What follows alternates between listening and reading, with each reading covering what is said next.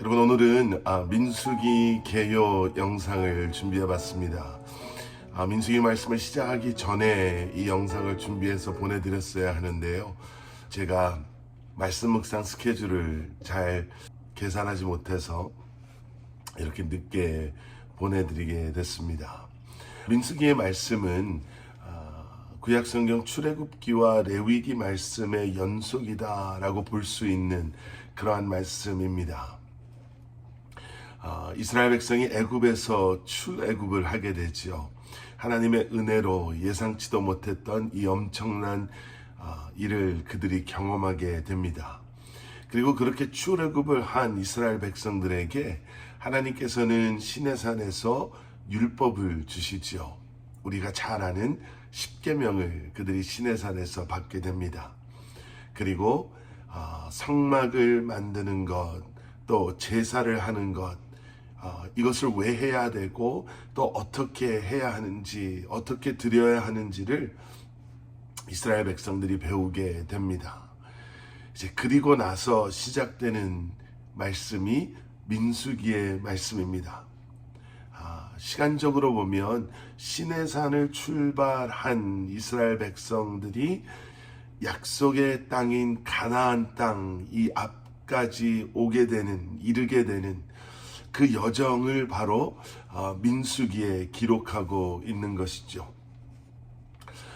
이 민수기의 히브리어 성경 제목은요, 광야에서입니다.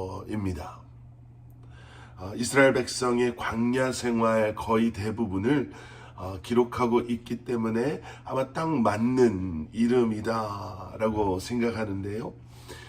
그런데 우리말 성경은요, 광야에서라고 부르지 않잖아요. 민수기라고 부르잖아요. 그 국민의 숫자를 센다, 백성의 숫자를 센다라는 의미에서 민수기라고 이름했습니다. 영어 성경도 numbers라고, 숫자라고 이렇게 이름하면서 민수기 안에 등장하는 수많은 그러한 숫자적인 인구 조사부터 또 그와 비슷한 또 다른 숫자적인 그러한 계수에 대한 말씀들이 많이 등장하죠. 민수기의 말씀은 크게 두 부분으로 나눌 수 있는데요. 민수기 1장부터 25장까지의 앞부분에서는 출애굽 1세대의 실패라는, 분명히 하나님께로부터 약속의 땅을 약속받았음에도 불구하고 그들의 불순종, 믿음 없음, 불만과 원망 때문에 결국에는 광야에서 죽을 수밖에 없었던 그들의 그러한 실패의 모습이 기록되어져 있고요. 두 번째 부분은 26장부터 마지막 36장까지의 출애굽 2세대를 향한 기대라고 할까요? 출애굽 2세대가 이제 이루게 될 하나님의 약속의 성취에 대한 말씀이 이제 민수기 뒷부분에 기록되어져 있습니다. 민수기의 말씀을 읽다 보시면 네 가지의 굉장히 분명한 그러한 메시지가 있음을 우리가 보게 됩니다. 첫 번째는 순종함의 축복이지요. 우리가 순종할 때, 이스라엘 백성들이 하나님께 순종함으로 나아갈 때 하나님의 인도하심과 보호하심, 또 하나님의 계획 가운데 그들의 삶이 얼마나 순조롭게 진행되었는가, 이스라엘 백성들의 삶이 얼마나 순조롭게 약속의 땅을 향해 나아갔는가를 보여주죠. 순종의 결과가 그렇습니다. 순종이 어렵지만 우리가 주님을 끝까지 신뢰하고 순종함으로 나아갈 때 하나님께서는 하나님의 선한 계획을 우리의 삶 가운데 이루시며 우리를 인도하시고 보호하시는 하나님이신 줄 믿습니다. 두 번째는 하나님의 은혜에 대한 말씀이에요. 말씀드린 것처럼 민수기 말씀은 이스라엘 백성들의 광야에서의 삶을 기록하고 있습니다. 그러면서 왜 출애굽 1세대가 하나님께서 약속하신 그 땅에 들어갈 수 없었는가를 보여주고 있습니다. 바로 그 이유는 그들의 불순종, 그들의 불평과 불만과 그리고 하나님을 불신했던 바로 그러한 마음이었습니다. 이스라엘 백성들은 만족을 몰랐던 그러한 사람들인 것 같습니다. 광야였지만 그곳에서도 만나와 메추라기를 통해 그들을 먹이시고 또 그들에게 마실 물을 주신 하나님, 그들은 그것에 만족하지 못했습니다. 또 아론의 제사장직에도 불만을 가졌고 심지어는 모세의 리더십에도 반기를 들 정도로 그들은 불평과 불만투성이었습니다. 그러면서 계속해서 하나님께 불평하죠. 힘들다고. 여러분, 우리는 이것을 통해서 그들이 출애굽했던 것도 광야에서 이 모든 것을 경험했던 이유도 결국에는 그들은 아니었지만 그 다음 세대가 하나님께서 약속하신 땅에 들어갈 수 있었던 모든 것이 그들에게 근거한 것, 이스라엘의 자격이 아닌 하나님의 은혜였음을 우리는 보게 되지요.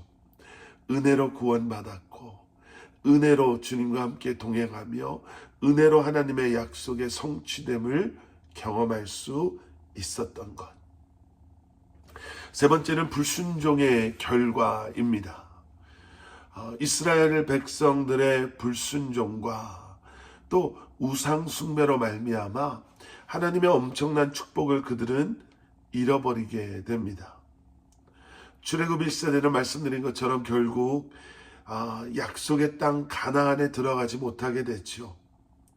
여러분, 12명의 정탐꾼 그 이야기 아시죠?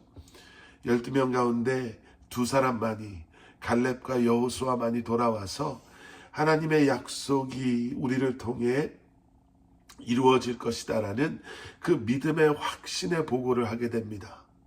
하지만 나머지는 두렵고 떨리는 마음으로 이것이 가능하지 않다라는 보고를 가지고 돌아오게 되죠. 그리고 믿음 없음의 자리에 섰던 이스라엘 사람들, 이스라엘 백성들은 하나님의 진노를 사게 됩니다. 그리고 그렇게 광야에서 그 출애굽 1세대는 사라지게 되죠. 이런 그들의 믿음 없는 모습이 이 말씀을 묵상하는 우리에게는 반면교사로 거울이 되어서 우리의 모습을 돌아보게 합니다. 그리고 마지막 네 번째는요, 하나님의 신실하심에 대한 말씀이에요. 하나님께서는 이스라엘의 이러한 믿음 없음에도 불구하고 출애굽 1세대가 아닌 출애굽 2세대로 하여금 약속의 땅에 들어가게 하시죠. 그리고 그렇게 아브라함과 맺은 땅에 대한 그 언약을 하나님께서는 신실하심으로 지키십니다. 민수기의 말씀은 그렇게 하나님의 신실하심을 보여줘요. 민수기에는 두 번의 인구조사에 대한 기록이 나옵니다. 민수기 앞부분에 한 번, 그리고 뒷부분에 한 번 나오지요. 광야의 삶을 살며 또 전쟁을 앞둔 그들에게 인구조사는 중요했습니다. 하지만 재밌는 사실 하나는 민수기 앞부분에 나오는 출애굽 1세대의 인구조사의 결과, 그 숫자와 민수기 마지막에 나오는 이제 약속의 땅에 들어가게 될 출애굽 2세대의 숫자가 그렇게 크게 다르지 않다라는 것이죠. 다시 한번 우리는 하나님의 신실하심이 한 세대의 불신앙과 불평과 믿음 없음에도 불구하고 그 다음 세대 속에 어쩌면 변하지 않는 모습으로 성취되어지는 것을 보면서 다시 한번 하나님의 신실하심을 기억하게 됩니다. 민수기의 말씀을 묵상하시면서 여러분 이런 관점을 가지고 말씀을 묵상하시면 좋을 것 같습니다. 하나님의 은혜를, 순종의 축복을 그리고 불신앙의 결과를, 그리고 하나님의 신실하심을 기억하며 다시 한번 말씀을 통해, 민수기의 말씀을 통해 우리의 삶을 돌아보시고 주님을 바라보시며 말씀을 통해 주님을 더 힘써 알아가시는 여러분들 되시기를 주님의 이름으로 간절히 축원합니다.